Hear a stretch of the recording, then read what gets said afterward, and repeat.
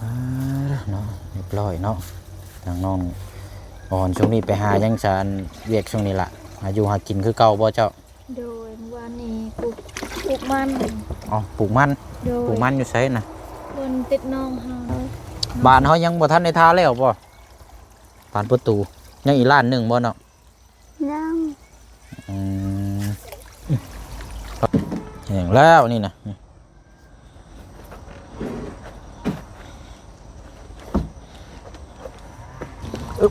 ได้เด้ฮะโอ้ยงามกว่าผู้เชียงท่าอีกเนาะเรียงกิบเลยโชเอาต่อมาพี่บาทนี่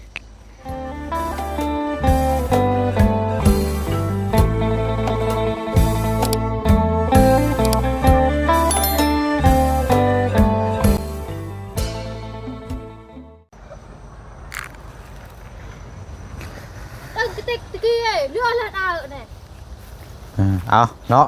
เอาดื้อน้ำเนาะเบิดระบอยทั้งน่ะเปิดน้ำแล้วเนาะยังหัวยังชุ่มออกคือเก่าอยู่พี่น้อยพวกพุ่งออกจากจ้าคือเก่าอยู่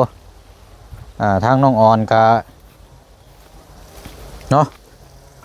ยังทาสีโมเมนต์ยังหดพักเนาะเอาสบายดีเนาะก็ถือว่าเป็นอาทิตย์แล้วประจักพี่น้องไม่ได้พบเจอทางน้องเพิ่นเนาะพักกระจุนใหญ่เมาะบ้านนี้ป้าพอลกพอขั้นพอสมพอกินในได้นี่เนาะเมื่อวานนี้น้ำมอกเอาเนาะพอดีมาต่อกันอีกพี่น้องไปซื้อสีขาวทาขอบประตูเนาะหมูเชียงก็เริ่มดื่มคิดไปเพราะว่าเห็นคอมเมนต์ทางพี่น้อง FC แนะนำมาซื้อสีขาวมาตัดขอบในเด้อว่าสันมันจังงามเบิ่งมันจังเข้ากันว่าสันเนาะก็เลยคิดเห็นโอ้แม่นนี่รอพี่น้อยลืมเนาะพี่น้องเนาะมื้อนี้ก็เลยซื้อมาปองน้อยนึงแล้วก็กับน้ำยาทินเนอร์เนาะพี่น้องเนาะกราบทักทายสบายดีและสวัสดีพ่อแม่พี่น้องเบิดสุขุสุคนนะพี่น้องเด้อเนาะพบเจอกันอีกคือเก่าคือเดิมช่วงค่อยคำลงแรงมือนี่พี่น้องเนาะทางน้องอ่อนกับมาฮดพักเอาเดี๋ยวเข้าไปเบิ้งอัปเดตเบิ้งบานประตูน้ำกันอีกเนาะพี่น้องเนาะสำหรับทางท่าสีเพราะว่าช่วงบ่าย2บ่าย3นั่นบ่เชียงซื้อสีมาแล้วท่าแล้วก็เบิ้งน้ำกันแล้วก็คันว่านั่นก็สิได้ท่าให้มันแล้วเลยนะพี่น้องเนาะแต่ว่าทางเจืองนี่ยัดไปตัดกล้วยแล้วพี่น้องยัดไปตัดกล้วยยังบ่ทันได้มาอยู่เนาะก็อยากให้น้องเพิ่นแวงงานให้แล้วพี่น้องดีแล้วเนาะตัดกล้วยมาขายน้ำเพราะว่าหลักๆเลยก็เป็นอาชีพหลักเลยเป็นกล้วยอยู่พี่กันเนาะตัดกล้วยมาขายได้เท่าไรก็แบ่งกันนะพี่น้องเนาะดีเรามีอาชีพเราพี่น้องเนาะเวียงงานตัวนี้ก็บุเชงคือให้น้องเพิ่นเฮ็ดน้ำแล้วก็ต่างเฮียนหู้น้ำบุเชงก็อยากซื้อมาแล้วก็อยากให้ท่ายแล้วก็ให้พี่ให้น้องเบิ่งน้ำกันนะพี่น้องเนาะอันนี้ก็คนอื่นเนาะก็อยากแจ้งพี่น้อง FC เนาะที่คอมเมนต์ติทางเรื่องสร้างเด้อพี่น้องเด้อบ่อยากให้เว้าบ่อยากให้ว่าทางสร้างเฮาเนาะพี่น้องเนาะคือเวียงงานตัวนี้นี่ทางบุเชียงเป็นคนเว้าเองแล้วก็เฮ็ดเองเนาะบ่ได้เกี่ยวกับสร้างเพิ่นสร้างที่เพิ่นเฮ็ดเองอยู่แล้วแต่อันนี้บุเชียงซื้อมาได้อยากให้ทางน้องเพิ่นเฮ็ดเองแล้วก็ให้เบิ่งนํกันนั่นแหละพี่น้องเนาะพี่น้องเพิ่นว่าถ้าสร้างใจดีให้สร้างเพิ่นเฮ็ดซะบ่เกี่ยวพี่น้องเนาะสร้างเพิ่นเฮ็ดได้อยู่แล้วคือเฮาเคยเว้านํกันแล้วสร้างชุดนี้นี่เพิ่นบ่ได้ยุ่งยากหยังเพิ่นเฮ็ดได้เบิดพี่น้องแต่ว่าบุเชียงอยากเป็นคนเฮ็ดจัดแจงอยากให้น้องเพิ่นเฮ็ดฮู้ไปนํเนาะเข้าใจน้ำกันได้พี่น้องเด้อเนาะเอาสบายดีทั้งสบายดีน้องห้างเนาะอันนี้หน้านี่มันแตกแล้วเนาะไม่หาภัยกับวาเนี่ยมาอันนี้เนี่ยโอ้ยเอาหมุนมาทางนี้ก่อนนี่มันหัวได้นี่เนาะเอาเบิ่งบ่เชียงนี่ไม่ก่อนอันว่าทางกระเจิงบ่อยู่สมบ่ไปตัดกล้วยเนาะกล้วยชมเจ้าเองนี่บ่นี่นะบุเชียงก็ดื่มทางกล้วยรับจ้างกล้วยรับจ้างโอ้เนาะกล้วยรับจ้าง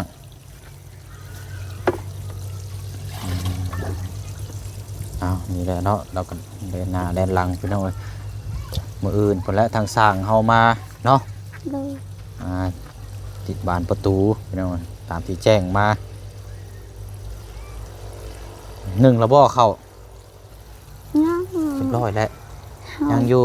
เจียงมาจังมุ้งสัน ประมาณ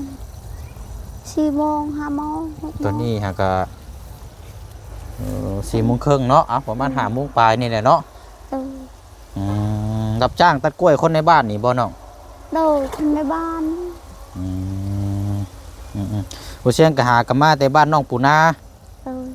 บ้านน้องปูนาเพิ่นแหละทางนั้นพี่น้องเจ้าหั่นแหละเอาซื้อหมูกระทะไปให้เรา2 ชุดบากใหญ่ โดย พากันกินเบิดอันแรกครอบครัวใหญ่ฮะแต่ผู้เชี่ยงบ่ได้อยู่น้ำไปเลยไปมอบให้แล้วก็มาเลย โด เพราะว่าเล่นน้ำเวียกแน่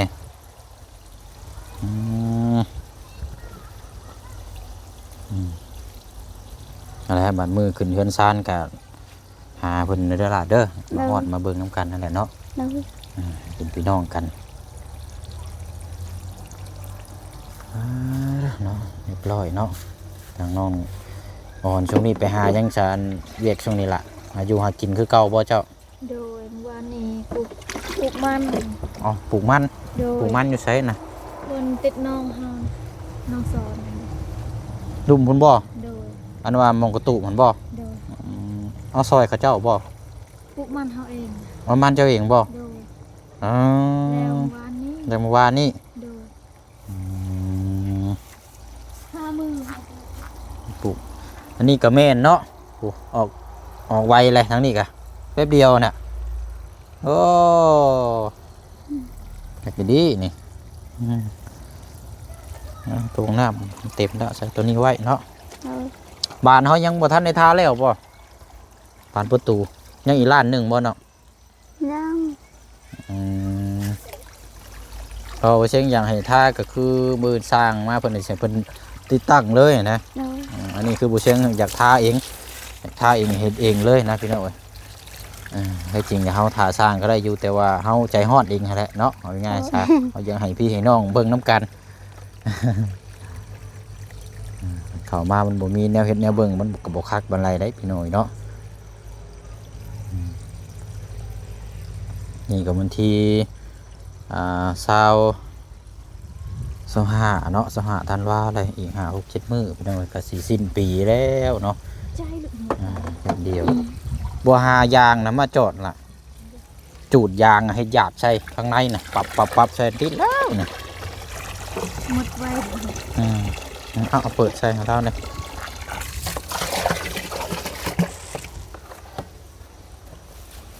นะ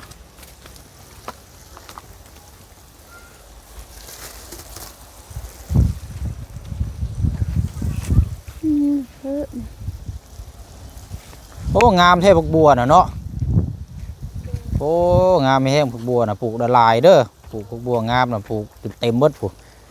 เอาไว้ขั้นส้มเนาะงามได้พี่น้อยเนาะเอามาเบิ่งทางนี้ก่อนเบิ่งทางสีก่อนบัดนี้มาคายคักแท้ใส่แล้วเราบ่รอบแรกบ่หรือว่ารอบ2แล้ว รับช่อง อ๋อเจียงท่ารอบ2แล้วบ่ โดย โอเคของพ่อจังหวะเงาคักซะเนาะ โดย อันนี้น่าจะแห้งแล้วนี่เดี๋ยวปีนเนาะเดี๋ยวไปเชียงสีทาก็ได้พี่น้อยทาจะเด็กจังหน่อยมันแห้งแล้วบ่น้องนี่จะวายเบิ่งอยู่บ่แห้งแล้วบ่ติดมืออยู่บ่ ฮะแห้งแล้ว แห้งแล้วเนาะ โดย แห้งแล้วพี่น้อยว่าอากาศลมแบบนี้นี่โอ้ยหักแล้วนี่เนาะเอาตัวนี้เอาไว้เดี๋ยวสร้างเพิ่นมาเก็บงานเป็นสีขาวเด้อ โดย นั่นล่ะสีขาวทาขอบตัวนี้เอาไว้ โดย ใช้เบิ่งอันนี้ก่อนสีเฮาเป็นจังไดลูกกิ้งมันนี่แหละหาน้ำมันมาใส่เด้อนี่มันสิแข็งเด้บ่ได้เด้อนี่เอาจับมันนี่ครับเสียงได้ซะมันสิเทอันนี้ใส่เบิ่งเพราะว่าแปลงมันแข็งแล้วมันยากหลายบ่ให้เอาเจืองเอาอันนั้นมาซับ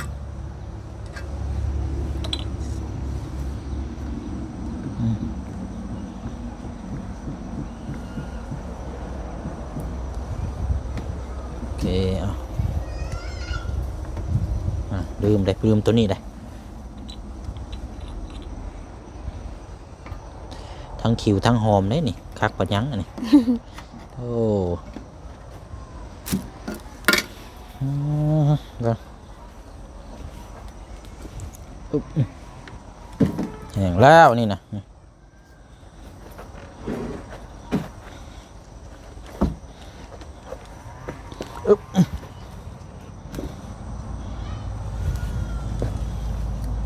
ทางจะเฮ็ดเองแล้วก็ควบอยากลองอยากหู้กับแม่นพี่น้องเนาะมันสิว่ากันมันแห้งแล้วยับมาพี่ก็ได้ล่ะมันไกลแล้วก็เจ้าก็ยับมานะให้ทางน้องห้างจับกล้องให้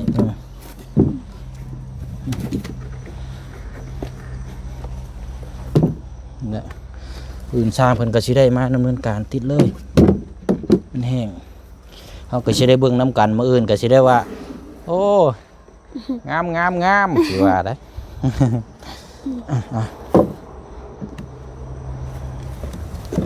อึ๊บ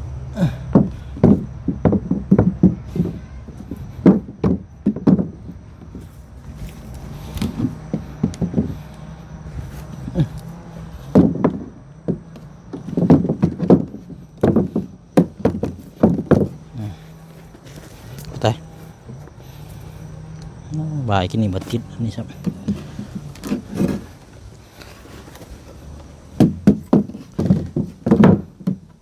พอมาหาอยู่บ่ช่วงนี้ล่ะบ่ได้มาบ่แต่ว่าแม่เจ้านี่บ่เสียงบ่ได้เห็นจังเทื่อเด้เนาะแม่เฮาก็อยากไปหมอพ่อเฮาเว้าแล้วเฮือนเล่าเราไปแล้วเฮือนนี่สิมาอยู่บ่โดยเอาแล้วเฮือนน่ะจังเห็นน้ำกันเนาะเวลามาเห็นแต่พ่อเล่าพี่น้อง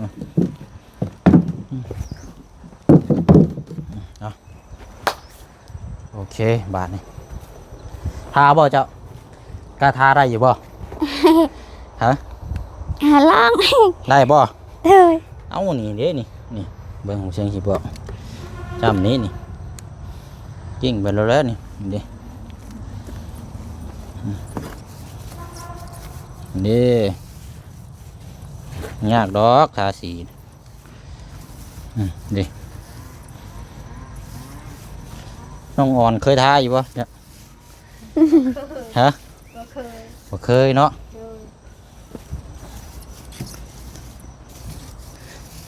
มันเป็นมิ่งที่ยังก่อบนห้องนะ เห็ดเวียกเกี่ยวกับ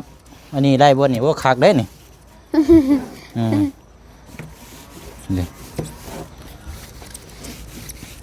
ข้างในนี่รอบเดียวก็พอละ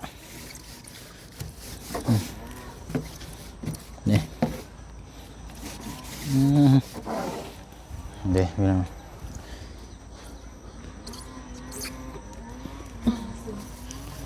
สียังนี่บนห้องอยู่พี่นะ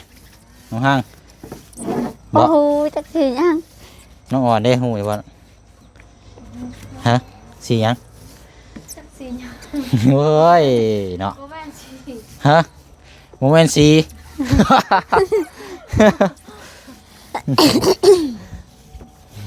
มันคล้ายๆคือไม้เนาะเบิ่งก็คือว่าโมเมนต์สีแล้วพี่น้องบ่ติเพิ่นแหละมันคล้ายๆคือไม้เนาะคือสีไม้บ่ถึกแล้วใช่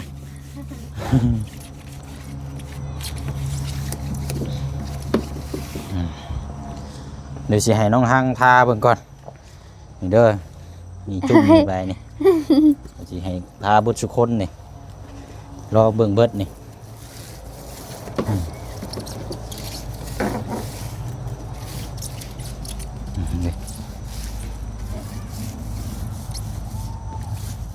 ใครอยู่มันดูกิ่งสินะมันยากแล้ว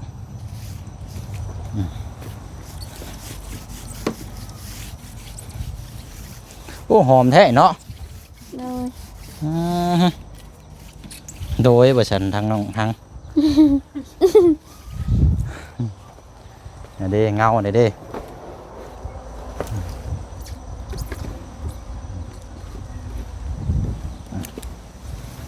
แต่บุลมแห้งขลมแห้งเนี่ยมันอันนี้อันฮดภาคแรกหรือว่าน้องอ่อนเจ้า ไว้แท้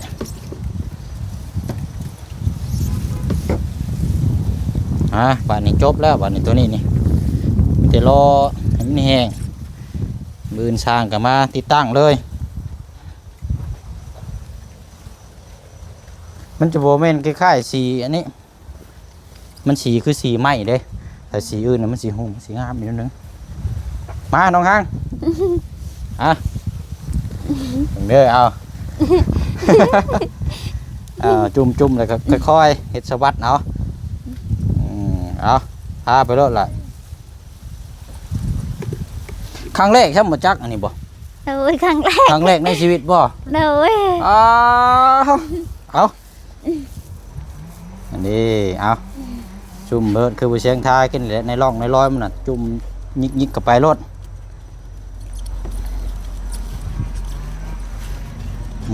ดีเอาจุ่มเอาตัวนี้น้ำนี่มันจะลายยังไงกิ้งไปรถ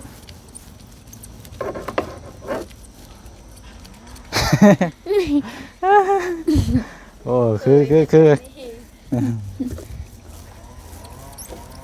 นี่เอากิ้งไปรถนะก็นี่แล้วมันพลักมันนอนเนาะทางน้องอ่อนเคยทานจักเถยบ่ซาสีเลยบ่เคยคือกันป้าเอาบ่ลองบ่ายลองจับเบิ่งเนาะห่างๆนี่คือเด้ฮะโอ้เป็นช่างทาสีได้นี่โอ้รับจ้างเลยได้นี่โอ้นี่แถวขอบมันนั่นแหละกิ้งไปรถละ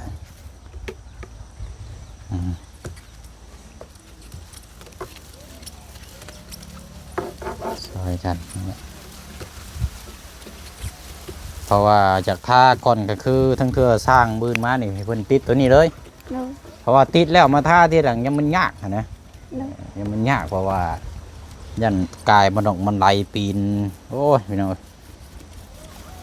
ไถโอ้สำเร็จแล้วใบหนึ่งใบที่2 บาทนี่และ8 ใบจนแล้วเบิดพุ่นแล้ว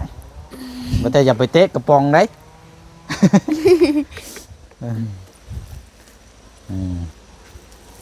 กิ้งไปยาวๆรถอันนี้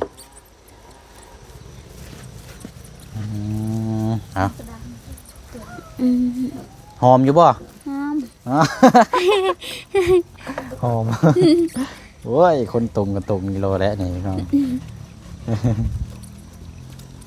ใช้น้ำปิดหรือบ่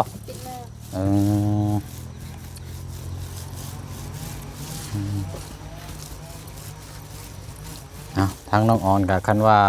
มีวันเวลาว่างๆกับมานั่งดินน้ำกันอยู่พี่เนาะกินเมี่ยงกินยังอยู่พี่ก็ได้เด้อมันจังอบอุ่นอยู่พี่เนาะเดินและหุดพักคนหยาอยู่ในช่วงตอนแรงเมื่อแต่สักสมเสื้อลูกก็จะหุดพักเฮ็ดเวียงอันทางครอบครัวหาก็แล้วเนาะมาทางนี้สักเสื้อผ้าหน้าแพรลองเบิ่งบ่น้องอ่อนเดี๋ยวให้ทางน้องฮังทาเท่านี้แล้วก่อนน้องทาเบิ่งพี่น้องบ่เคยทาจักเทื่อเนาะลองเบิ่งชุมเบิ่งให้ได้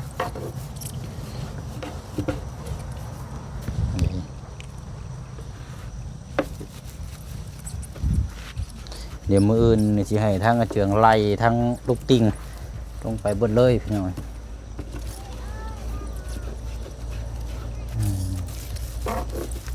เฮ้ยพี่ย่างมาพี่ลูกตื่นนอนบ่นะโอ้ยผุดมาเลยก็ตื่นแต่นอนเนาะ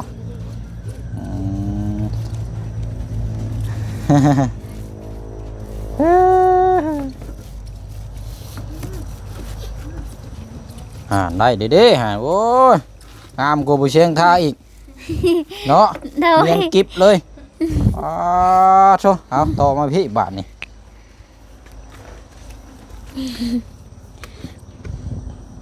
เอาวับเลยโอ้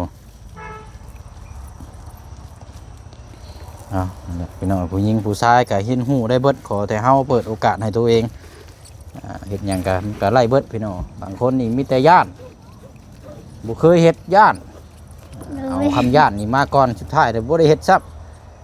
เฮาคิดก่อนเลยพี่น้องเอาความย่านมาบังหน้ามันก็เลยบ่ได้เฮ็ดหยังซ้ำชีวิตนี่สุดท้ายมาหลด ย่านซื่อเดี๋ยวลองผิดลองถูกเฮ็ดไปโลดนี่มันก็ได้เด้นี่ก็โอ้พักได้สะฮดเด้อบ่ทางน้องหัง ยัง ยังอยู่บ่ เลย เอาเดี๋ยวจังค่อยฮดเอาตัวนี้แล้วก่อนเนาะ เลยแล้ว คุยแล้วตึงเทื่อทางอาเจืองมา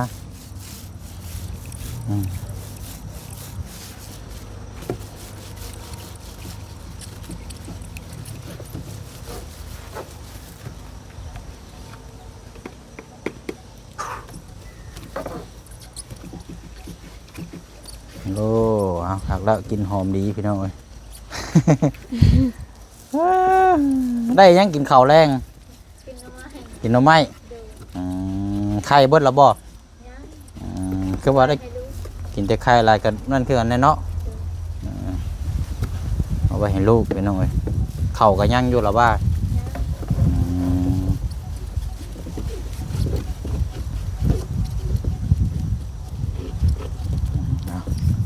คอยเฮ็ดไปพี่น้องแล้วก็สำเร็จบาดนี้เนาะ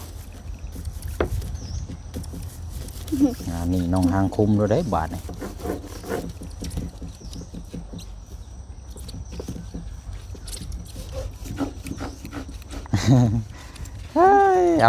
เอาสาวทางน้องอ่อนอันมีแต่ว่า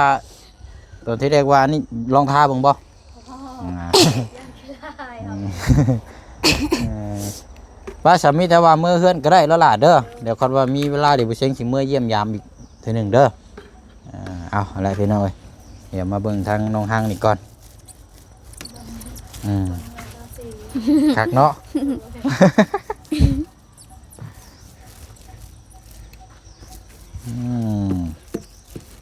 คักแล้ว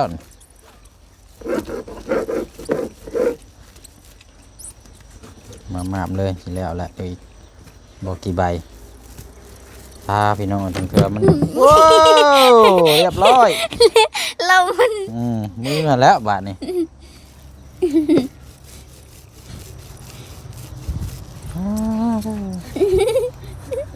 งาเว้ย คักแล้วเนาะแต่ว่าเดี๋ยวขั้นอาเจืองมานี่บาดเฮาท่าตัวนี้แล้วนี่แปลงตัวนี้หาน้ำมันมาแช่ไว้ได้ตัวนี้นี่ เลย ยังมันแข็งต้องหาน้ำมันมาไว้ป้าชะนอกเมื่อเนาะค่ำมืดแล้วหาอาบน้ำอาบใน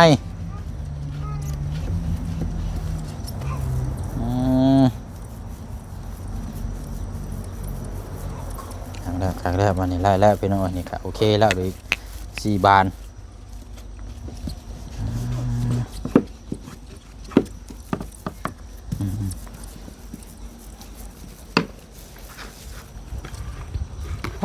ยังใกล้เดี๋ยวเนาะปวดหัวอะไรเติบแต่ขอบขาวนี่แหละพี่น้องขอบขาวนี่เนาะเนี่ยสาวมันมาทาขอบขาวนี่แหละขอบขาวขอบขาวหมดเลยซื้อมาป่องน้อยนึงเพราะเขาเก็บแต่ขอบขาวนอกจะซื้อนะพี่น้องงามอยู่ดอกเนาะเอาดุนส้มน้ำกันเรื่องทาสีวันนี้พี่น้องว่าจะออกมาแบบใดเนาะนี่ทางน้องฮังกำลังคุมอยู่